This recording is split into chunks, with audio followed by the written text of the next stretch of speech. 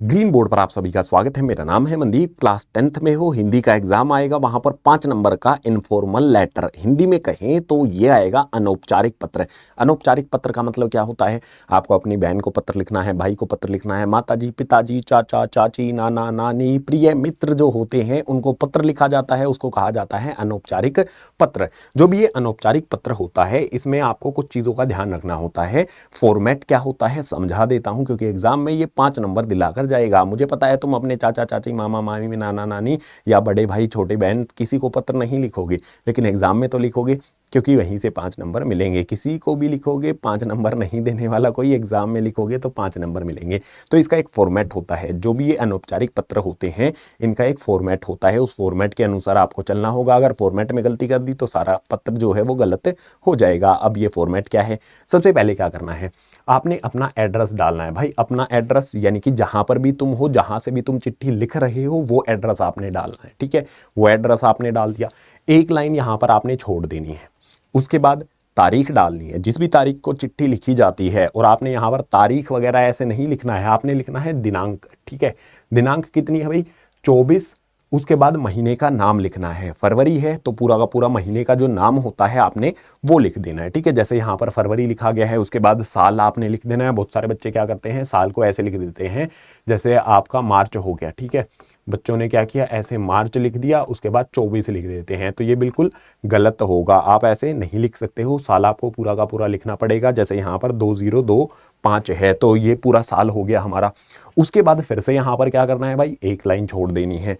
अब बारी आती है भाई, पत्र किसको लिखते हो? आप अपने छोटे भाई को लिखते हो तो छोटे भाई को अनुज कहा जाता है, वो आपने लिख देना है। छोटी बहन को लिखते हो तो प्रिय बहन लिख सकते हो। ठीक है, उसके अलावा यहाँ पर उसके बाद आपने एक लाइन छोड़ देनी है। अब यहाँ पर ये प्रिय तो हमने लिख दिया, भाई को, बहन को, मित्र को भी प्रिय मित्र आप लिख सकते हो। लेकिन अगर चाचा जी को चाची जी को, नाना जी को नानी जी को, पिताजी को माता जी को लिखोगे तो ये थोड़ी चलेगा, प्रिय माता जी नहीं, उनके लिए लिखा जाता है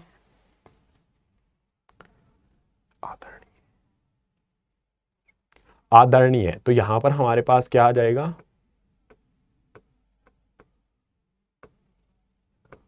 आदरणीय चाचा जी। ठीक है, यहां इस तरह से लिखा जाएगा, ये आदरणीय चाचा जी।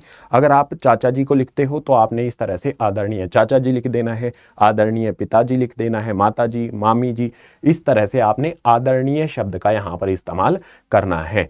ये करने के बाद एक लाइन मैंने आपको बता दिया छोड़नी है। अब सबसे पहली जो लाइन लिखी जाएगी, ये लाइन हर एक में लिखी जाएगी। ठीक है, आप किसी को भी लिखोगे आपने ये लाइन लिखनी ही है। अंडरलाइन कर देता हूं।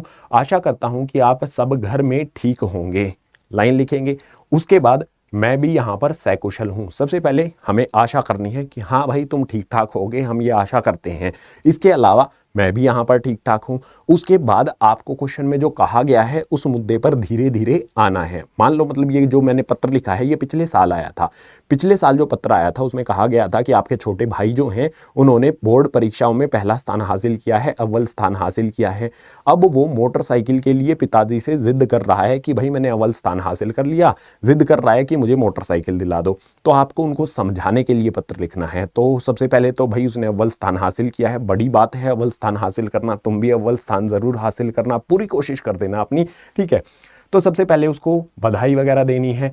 मुझे पिताजी ने बताया कि तुमने बोर्ड परीक्षा में अव्वल स्थान प्राप्त किया है, सुनकर बहुत खुशी हुई है। इस तरह की बातें आपने लिखनी है।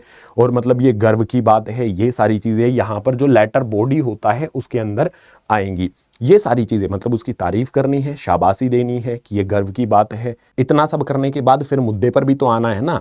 उसके अलावा आप कुछ चीज़ें बोल सकते हो कि तुम्हें पुरस्कार मिलना चाहिए, पुरस्कार में मैंने तुम्हारे लिए मनपसंद फ़ोन या फिर लैपटॉप लिया है कि तुम आगे की पढ़ाई उस लैपटॉप से कर सको। अब जो मोटरसाइकिल की जिद है, मुद्दे पर आना है। फिर धीरे धीरे करके मुद्दे पर आना है। मुद्दे को पकड़ते हैं। अब उसे बताना है कि पिताजी ने मुझे बताया कि तुम एक मोटरसाइकिल चाहिए, वो भी तुम्हें जल्द मिलेगी, लेकिन मिल जाएगी, लेकिन अभी तुम 18 से कम के हो। भाई 18 से कम के हो तो तुम्हें मोटरसाइकिल नहीं दिला सकते हैं। क्यों नहीं दिला सकते हैं? क्योंकि 18 से कम मोटरसाइकिल चलाना कानूनन अपराध होता है। 18 के जब हो जाओगे मतलब बिल्कुल मना नहीं करना है उसको, इस तरह से बोल देना है इस समय मोटरसाइकिल लेना सही विचार नहीं है। अगले वर्ष जब तुम 18 के हो जाओगे ना, तब मेरे पास आकर अपनी मोटरसाइकिल, मनपसंद जो भी मोटरसाइकिल है वो ले लेना, लेकिन अभी के लिए रुक जाओ। और पिताजी से जो तुम ये जिद कर रहे हो कि मुझे मोटरसाइकिल दिलाओ, ये गलत बात है। पिताजी से जिद करना गलत बात है, ये भी उसको समझा देना है। उसके बाद लास्ट में करना है, आशा करता हूं कि तुम मेरी बातों पर ध्यान दोगे और समझोगे, अपना ध्यान रखना। फिर एक लाइन आपने छोड़ देनी है। अब जिसको भी तुम चिट्ठी लिख रहे हो उसके साथ तुम्हारा संबंध क्या है, उसके साथ तुम्हारा संबंध क्या है, तुम उसके बड़े भाई हो तो यहाँ पर आपको वो संबंध जरूर लिखना है, तुम्हारा बड़ा भाई, और यहाँ पर अपना नाम। नाम जो है वो आपको क्वेश्चन में ही दिया होगा, आपको दिया होगा लक्ष्य या फिर लक्षिता, ठीक है। अगर आप लड़की हो तो लक्षिता लिख देना, लड़के हो तो लक्ष्य लिख देना।